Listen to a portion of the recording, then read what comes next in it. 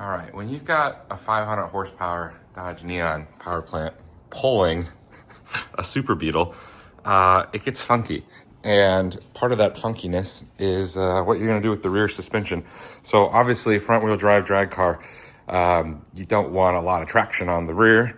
And this is just gonna, this is gonna solidify that. Those are 400 pound adjustable QA1 2. Wow, 400 pound adjustable, double adjustable QA1 coilovers. And then rear disc brakes on the Super Beetle swing arms with the original torsion springs. Wow, it's almost like the toddler wants to be involved with the cars. That's awesome. That's a good feeling. That was Dad, what you doing? Anyways, let's get to building out these coilovers. I guess the mounts really for the coilovers and the coilovers. Whole 9 yards. We'll get there. All right, so QA1 double adjustable coilovers. They come with quite a few things. Not really, just some. We have a thrust washer that goes on the bottom so it can rotate. Comes with 4 sleeves. These are the sleeves we're actually not going to use. So we'll put them in the spare bolts box because we've got the thicker half-inch. Put that anywhere, Matt. Because we've got the thicker half-inch insert bushing sleeves. So we're using half-inch bolts. So we put the thicker ones in because, half-inch ID. You also make sure you drop the QA1. That helps settle it.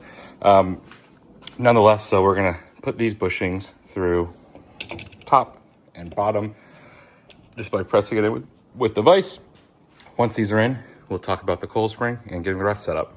All right, so we've got the coilover and everything in place. Oh, go ahead and fully extend that just for ease of getting the spring on here in a second. This little sticker I have found, the easiest way is to just take a pick through the threads to get it off. It's kind of a pain, but I get it. You gotta warranty this thing, man. You gotta use a lot, a lot of anti-seize. So anti-seize all the threads, and then anti-seize the washers and the thrust bearings and everything too. So let's get this anti-seized and get the lower spring mount seated in place. All right. 10 minutes later of threading these down. Not really. I mean, it takes like 5 minutes, but it is still slightly annoying, and you get anti-seize everywhere. But you know what? Look, the threads aren't hauled up, and you can warranty them still, so whatever. All right. Don't mind the goop. It'll just stay goopy. We've got the thrust washer. Everything is sandwiched in place. Spring, crush washer next, and then use a spring compressor to get the spring on. Typically, you won't need a spring compressor, but because these are the, 10, 12 inch, whichever ones I bought, I need a spring compressor. So the top just barely doesn't fit. So it's all good. Compress it like half an inch, call it a day. All right, just like that, we've got this magnificent coilover set up. Preload is set to about 1.5 inches from the bottom.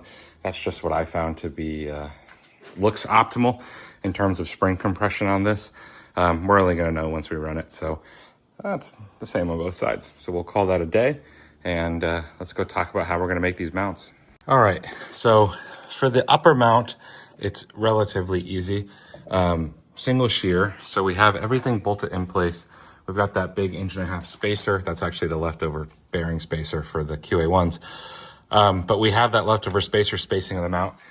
That's only so that we can offset the springs a little bit more towards the swing arm angle, like you can see right there. So that's why we're doing that. And the actual face of the QA1 coilovers doesn't allow you to do that if it's flat against a single shear. So putting a little bit more pressure, cantilever leverage on that, but should be fine. That's why we make that double shear mount. So I don't know if you guys can see this, but the double shear mount is a 1/4 inch that welds into the sheet metal here and folds into the ear. So that's what we're going to do. Let's build that first. That way we can finish up the upper portion. And then once the upper mount's completely done, we'll talk about the lower, which is a little bit more complicated. All right, for these upper mounts, I've been hand cutting like a lot of stuff. Like we'll hand cut the entire lower mounts and weld those together, like by hand, everything. But these upper ones, I needed a pretty precise 1/2 inch circle. And when it gets that small, the hand plasma cutter, I'm not good enough to do it right. So this is what I drew up for the other side, for the passenger side. So we're gonna go ahead and just redo all these, print this out, and throw it on the Hypertherm. Look at that naming convention, man. That's awesome. Clearly a professional uses this device, That's probably good enough. Call that a day. And yes, the naming convention is just random letters typed together every single time. That looks pretty good. All right, we got there for the origin. Do a sample jog. That looks fine to me. All right, let's run it.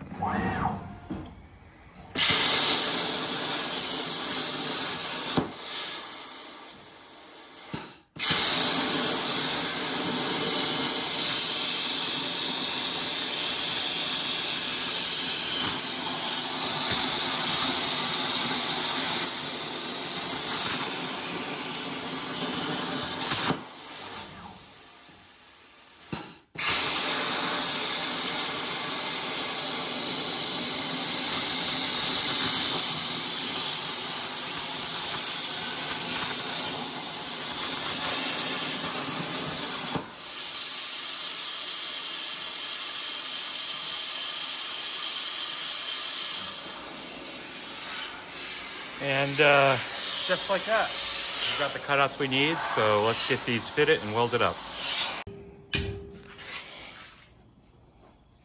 I don't know how many times you guys have seen me do some redneck vise bending, but that's all we're doing here in order to make this fit. And look at that.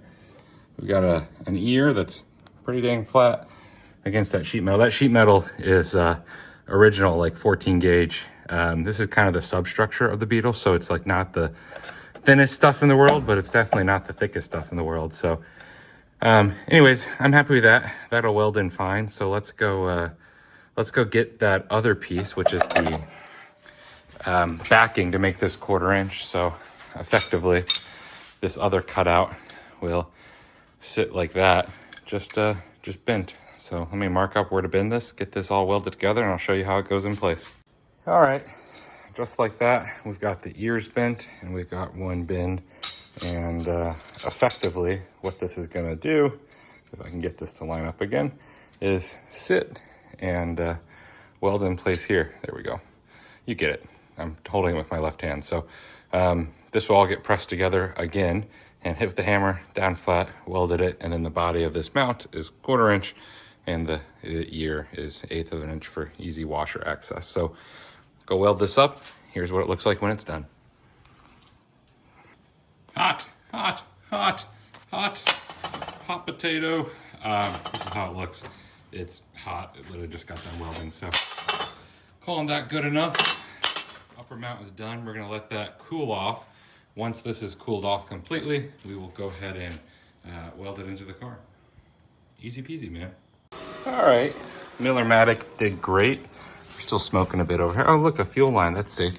Everything's welded in. We're gonna call that good enough. That's not going anywhere. That's the gap we have right there. Upper shock should fit in there fine, so we're gonna let this cool, paint it black, and then hang the shock on the upper for the hopefully last time until we take them out because we break them. So let's do that. See you guys in a bit.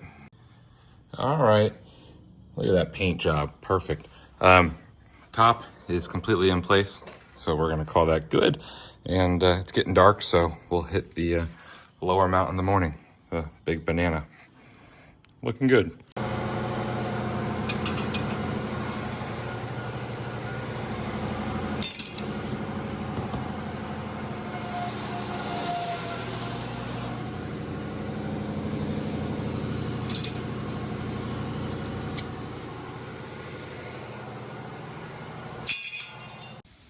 All right, so we just hand cut these big banana arms from just using the plasma table and then the hand torch. So they're a bit funky, but I will be pulling these off to weld them out completely. So this is the same way I did the other side. So, and I patterned it out already. That's why I didn't really show you measuring or guessing and checking with cardboard.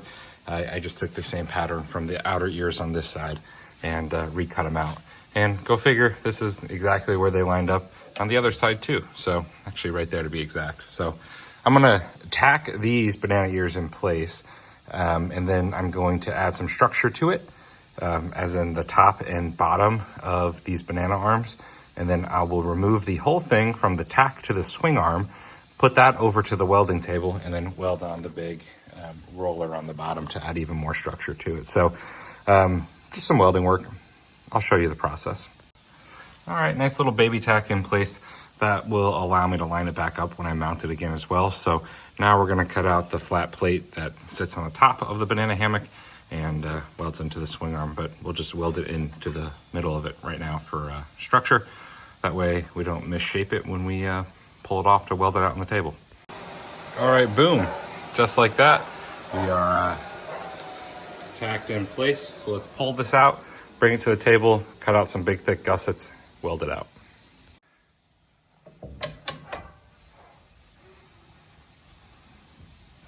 Time to weld. All right, another teaching moment here. A little bit of do as I say, obviously, the standard here. This is supposed to fit around the curve, obviously, and give it a nice backing. It will fit. I'm gonna beat it with a hammer as soon as I tack in the ends, and it'll just look a little bit ugly, but this is also why I put a big banana fish plate right here as well, to kind of double up. One, because I cut this to have an 1/8 of an inch gap on each side, so it's easier to weld. If that'll sit in there like that, 1/8 of an inch right there. So there's room for another fish plate. Two, it's just stronger. So this is the way it looks. Obviously this is all welded out. I'll grind down that upper portion right there, and we'll call it a day. It looks ugly now, but you know, a little bit of paint, grinder and paint make you the welder you ain't. I don't know. That's what it looks like in parts. Let's finish her up and get it painted and hung and ready to weld onto the swing arm. All right, perfectly imperfect, just like you. Okay, some small porosity there. I'll just paint over it, man. It's fine. We're gonna let this cool down. This is the bracket in its entirety, completely welded out on both sides. So there we go. That will just go right in place, right to where that other tack is, and then we'll cut out some wings for it.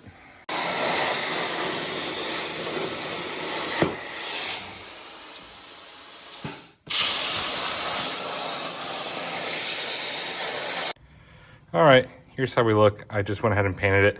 I did not paint the backside that's gonna be welded, so we'll go ahead and grind down the outer edge of this paint right here that's gonna get welded, and weld her up. And then these bad boys are gonna go on there too for gussets. All right, guys, so that completes it. We are good to go. We've got big old SRT gussets on both. Banana hammocks are bananaing and hammocking. One thing is this QA1 spring is right side up. This one's upside down, so I'll probably take that off camera and just redo that. But happy enough with this, man. That's the disc brake, coil over, super stiff rear end on the VW, complete. Let's just hit this with a coat of black paint, flip that spring over, and see you guys next time.